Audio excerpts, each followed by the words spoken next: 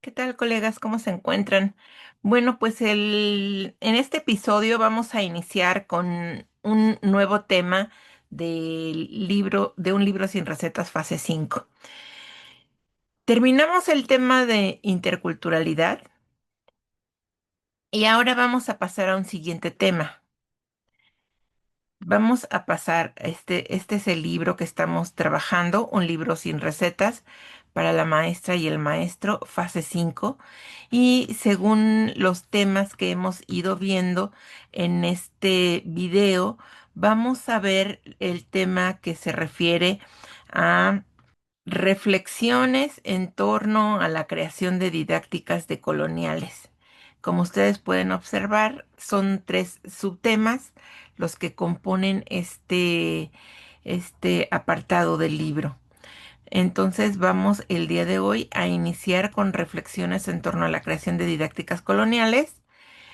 Vamos a ver vamos a tener tres episodios: la decolonialidad, pedagogía decolonial y hacia una didáctica decolonial.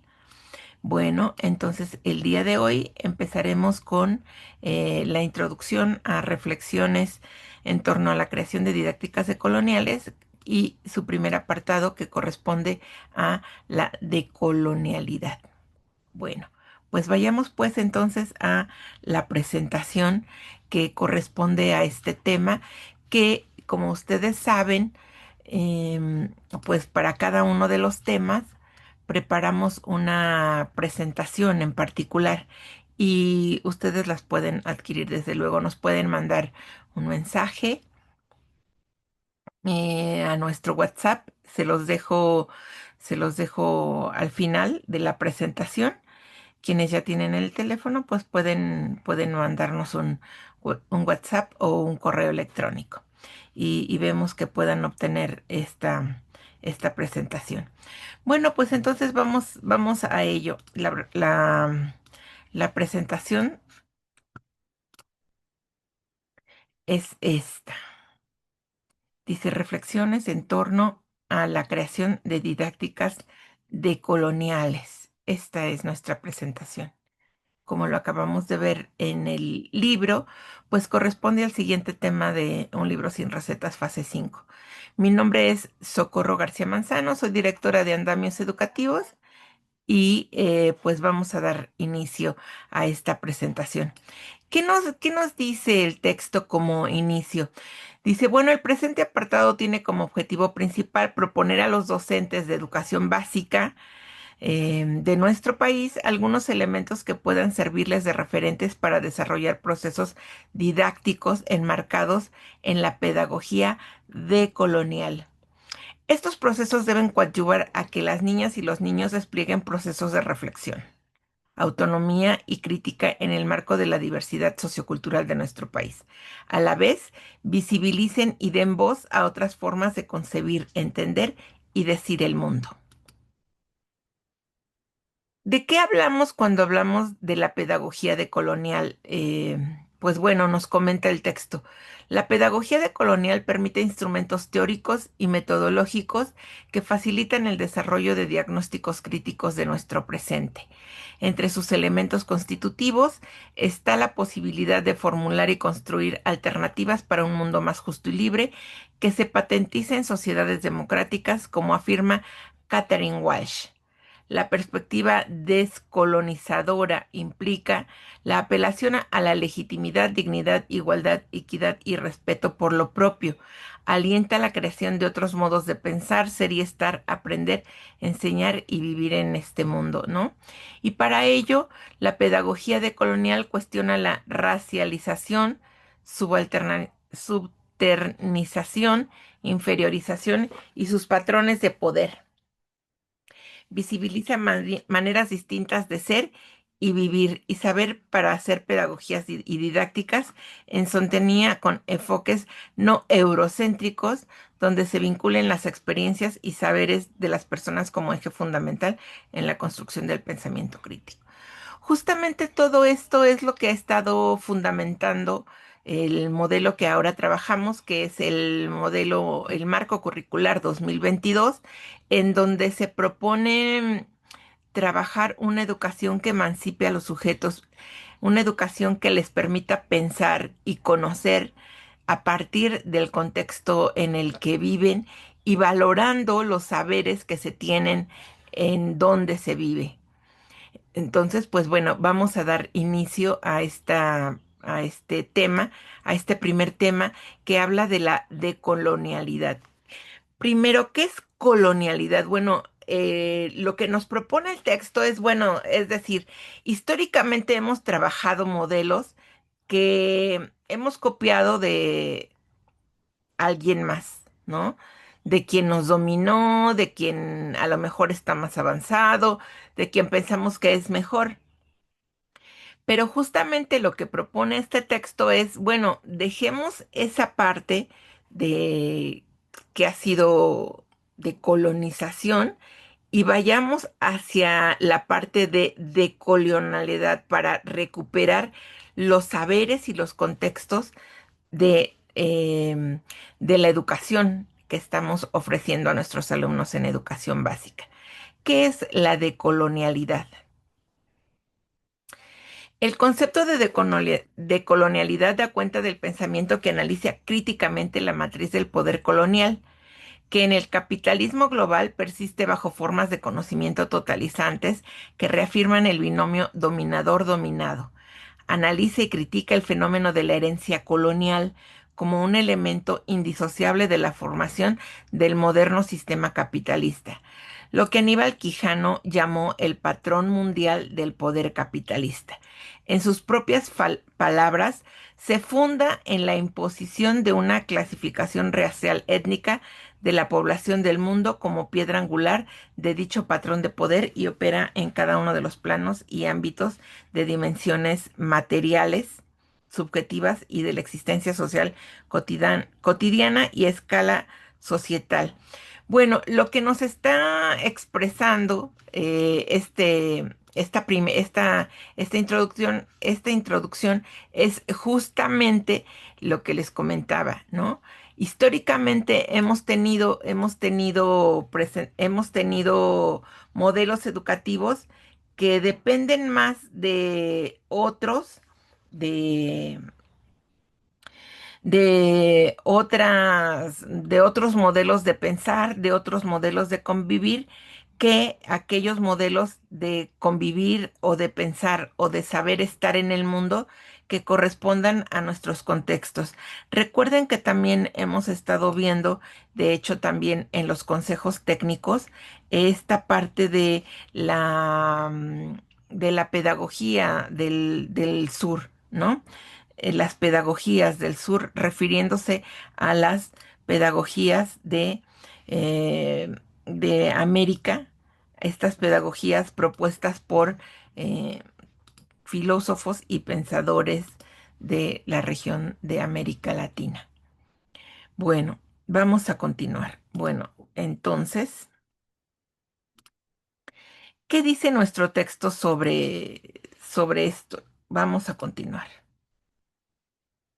Dice, bueno, mientras la colonización es la apropiación y dominación de un territorio y de sus pueblos por parte de una sociedad conquistadora, la colonialidad va más allá al reproducir una ideología única y colonizadora en los pueblos colonizados, pese a que la etapa de la conquista ya ha terminado. Justamente esta parte esperamos que nos ayude a entender que no estamos hablando de la colonización, sino de la colonialidad.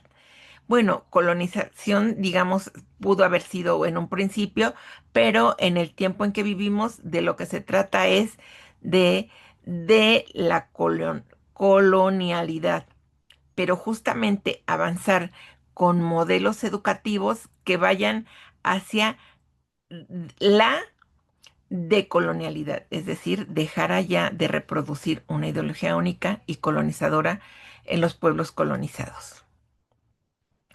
En resumen, la colonialidad hace referencia a un patrón de poder que opera por medio de la naturalización de jerarquías sociales, discriminatorias y racistas, que facilita la reproducción de relaciones de dominación territoriales y epistémicas, no solo en materia de explotación de capital, sino en subalternización de los conocimientos, experiencias y formas de vida de quienes son dominados y explotados. Esto según Quijano. Entonces, se trata de desarrollar pensamiento crítico y no apropiarse solamente de aquellos modelos que nos propone la colonialidad. Como ya les he venido comentando em, en otros videos, estas epistemologías son eh, la base de nuevas formas de enseñar. Está, por ejemplo, el trabajo de Paulo Freire, en donde se trabaja desde el contexto escolar con las preocupaciones de los alumnos para entender los conocimientos que hay que trabajar en un programa de estudios. Entonces, veamos qué caracteriza a estas epistemologías del sur. Bueno, tenemos lo que en la pantalla anterior habíamos comentado. En resumen, colonialidad hace referencia a un patrón de poder que opera por medio de la naturalización de jerarquías sociales, discriminatorias y racistas, que facilita la reproducción de relaciones de dominación territoriales y epistémicas, no solo en materia de explotación del capital, sino en subalternización de conocimientos, experiencias, formas de vida de quienes son dominados o explotados. Otra característica es la diversidad del mundo se manifiesta en diferentes maneras de pensar, de sentir, de actuar, distintas formas y maneras de relacionarse. Una tercera característica es la diversidad del mundo que puede estar monopolizada por una teoría general. Y aquí, digamos, en las epistemologías del sur, no hay una teoría general predominante o única, sino el contexto en donde se desarrolla la labor, ¿no? Digamos que es una premisa de estas epistemologías. Y la cuarta característica es que no es posible que exista justicia global sin que se dé una justicia cognitiva. Y bueno, esto lleva a las formas sociales de no existencia, lo que habla de monoculturas y la contraparte que son las ecologías de saberes. Bueno, empecemos a comentarlas. La monocultura del saber y del rigor científico. ¿De qué habla esto? Bueno, la idea es que el único saber riguroso es el saber científico y por tanto otros conocimientos no tienen la validez y rigor de este conocimiento. La monocultura del tiempo lineal habla de la idea de que la historia tiene un sentido, una dirección y de que los países desarrollados van adelante. Se ha formado en esta dirección el progreso, la revolución, la modernización, el desarrollo y la globalización, es decir, los desarrollados por delante, ¿no? Y justamente eso es lo que hace colonial, digamos, sustenta la decolonialidad. La monocultura de la naturalización de las diferencias que ocultan las jerarquías, por ejemplo, la clasificación racial, ¿no? 4, la monocultura de la escala dominante, que se refiere a la racionalidad metonímica, tiene la idea de que hay una escala dominante de las cosas. En la tradición occidental, esta escala dominante ha tenido históricamente dos nombres, universalismo y ahora globalización. La monocultura del productivismo capitalista. ¿A qué se refiere? Bueno, la idea de que el conocimiento económico y la productividad mesurada en un ciclo de producción determinan la productividad del trabajo humano o de la naturaleza y todo lo demás no cuenta, es decir, solo el capital, la producción y el tema económico por delante por sobre cualquier otro de los saberes. Estas 5 formas de ausencia crean 5 tipos de sujetos ausentes, a saber, ignorante, residual, inferior, local, particular y el improductivo, dejando fuera mucha experiencia social. Las 5 monoculturas, estas de las que hemos hablado, se enfrentan con 5 ecologías para hacer presente al ausente. Esto según Grossfogel. Ecología de saberes. ¿Qué es la ecología de saberes? Es la posibilidad de que la ciencia no entre como monocultura, o sea, solo la existencia de una cultura predominante, sino como parte de una ecología más amplia de saberes. Conjugar el saber científico con los saberes locales, con el saber indígena, con el saber campesino. Es decir, con los saberes del contexto en el que se desarrolla el conocimiento. Está la ecología de las temporalidades. ¿A qué se refiere?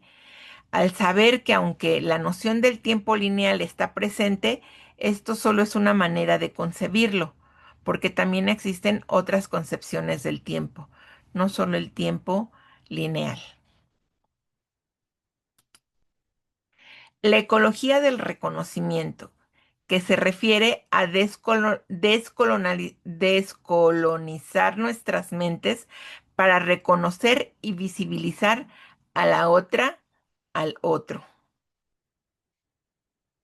O sea, todos somos visibles para, ¿no?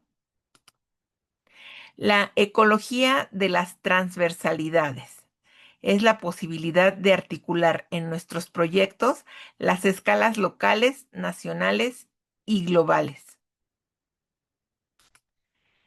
Ecología de las productividades, recuperación y valorización de los sistemas alternativos de producción de las organizaciones económicas populares que han sido ocultadas por la ortodoxia capitalista. Entonces, estas ecologías hacen presente a los sujetos ausentes de las monoculturas predominantes. Y bueno, pues justamente hasta aquí es que se habla de las ecologías de las productividades y como cierre tendríamos que hablar de esto que incorpora el texto, ¿no? Dice, mirar la pedagogía, el currículo y la didáctica en clave de colonial permitirá develar el carácter eurocéntrico del sistema categorial de estas teorías de la educación y la enseñanza.